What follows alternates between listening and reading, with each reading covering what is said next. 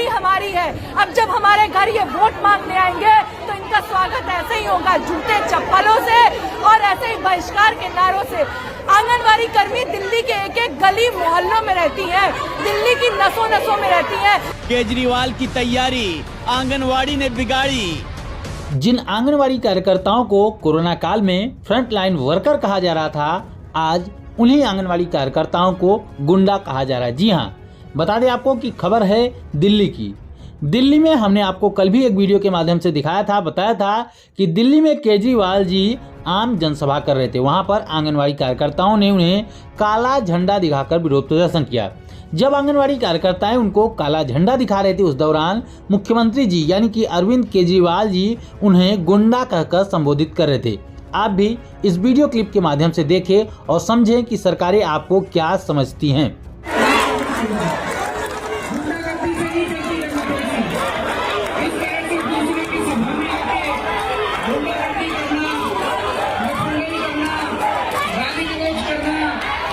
ये अच्छी बात नहीं है।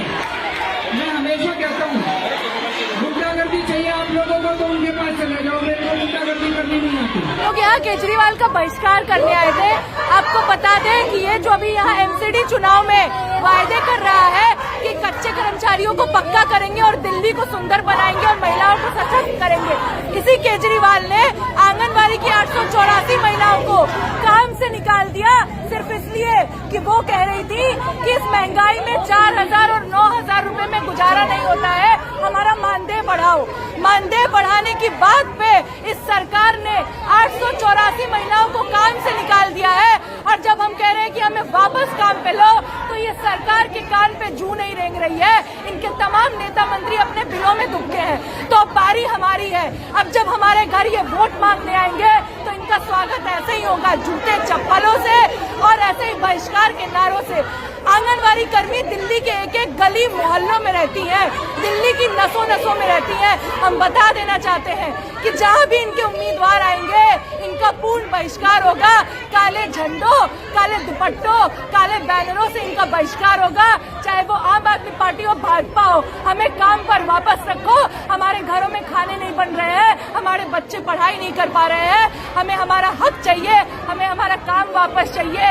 आंगनवाड़ी कर्मियों को तत्काल बहाल किया जाए। इस बहिष्कार से हम आज इस केजरीवाल को यह संदेश देने आए। भले ही यह खबर केवल दिल्ली से है, लेकिन पूरे देश की आंगनवाड़ी बहनों को इस खबर को बहुत ध्यान से और पूरा जरूर देखना चाहिए, क्योंकि पूरे देश में आंगनवाड़ी कार्यकर्ताओं की स्थिति कुछ इसी तरीके से है।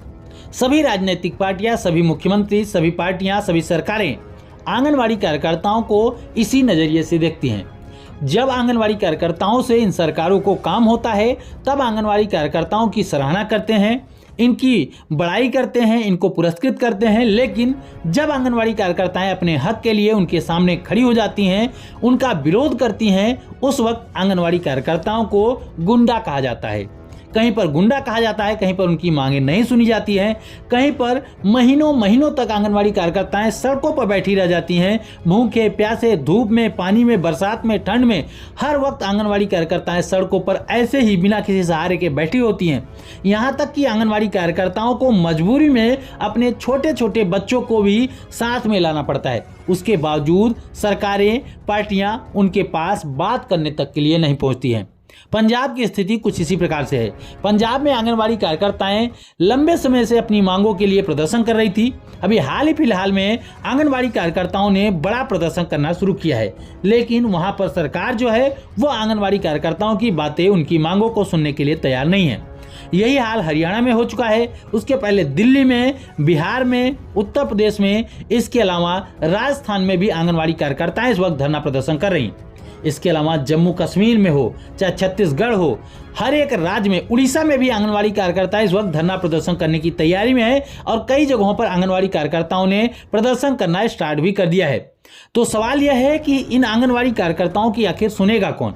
क्या आंगनवाड़ी कार्यकर्ताओं का कोई भी सहारा नहीं है? आंगनवाड़ी कार्यकर्ताओं ने आखिर दिल्ली में ऐसा क्या मांग लिया है जो उनको सरकारें गुंडा कह रही हैं? लगभग 1000 आंगनवाड़ी कार्यकर्ताओं को वहां पर बर्खास्त किया गया है।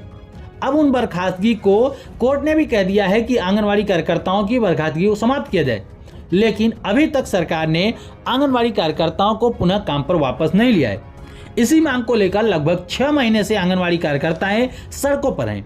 उन्होंने बहुत ही पहले डिसाइड कर लिया है कि वे न तो आम आदमी पार्टी का सहयोग करेंगी, न तो बीजेपी का और न ही कांग्रेस का, यानी कि देश की जितनी भी बड़ी राजनीतिक पार्टियां हैं उन सभी का विरोध करेंगी, क्योंकि आंगनवाड़ी कार्यकर्ताओं को पता है कि सभी राजनीतिक पार्टियां एक ही थाली के चट्टे बट्टे हैं।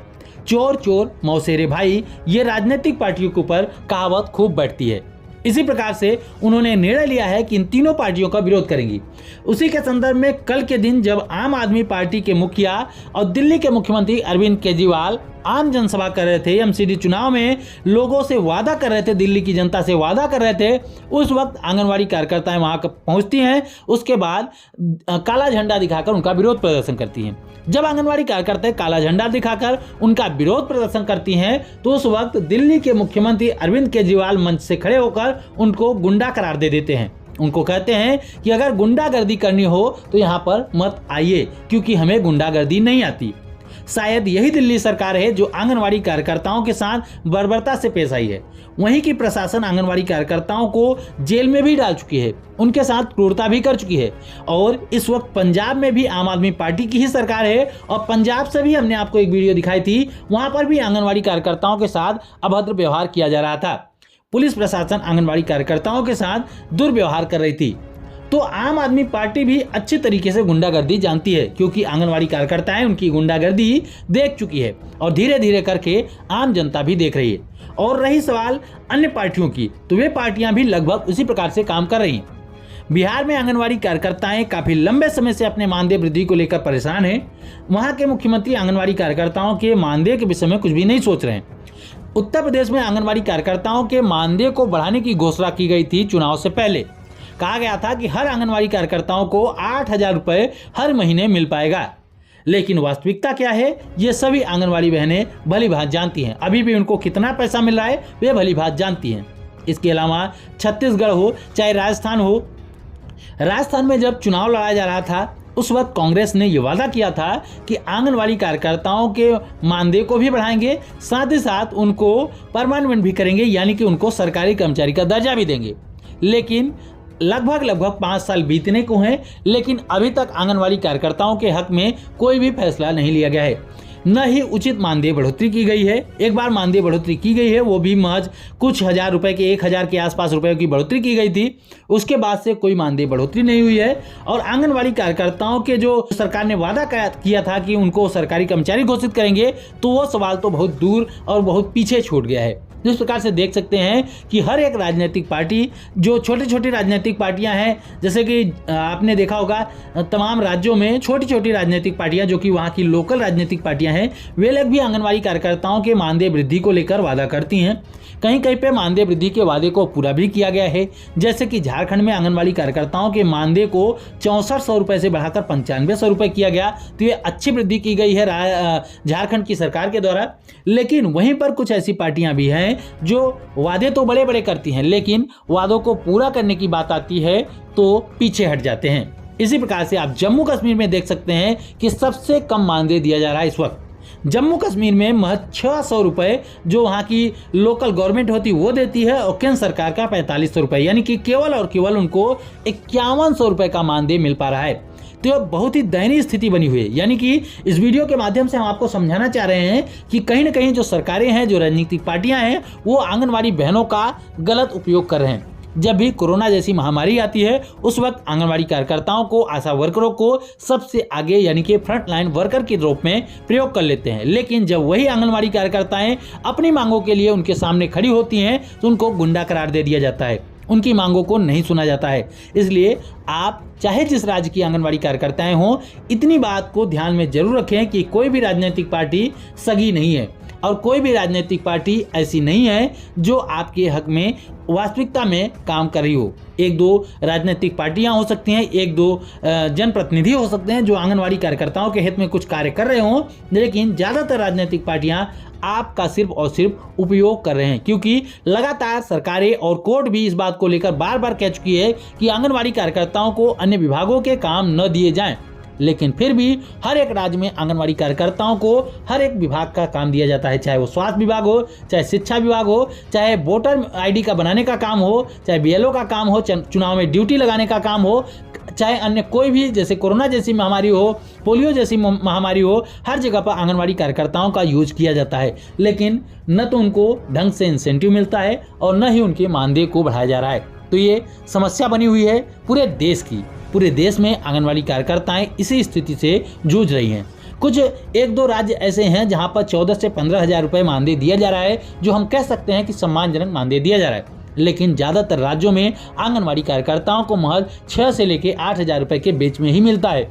तो समझना आपको है कि आपके हक में कौन खड़ा है और आपको अपनी मांगों को कैसे पूरा करवाना है। आपको किस प्रकार से एकता रखनी है अपने ग्रुप में, अपने यूनियन में, साथ ही साथ पूरे देश की आंगनवाड़ी बहनें कैसे एक हो सकें, इस बात को लेकर आपके यूनियन को भी विचार करना चाहिए और आप लोगों को भी जरूर विचार करना चाहिए।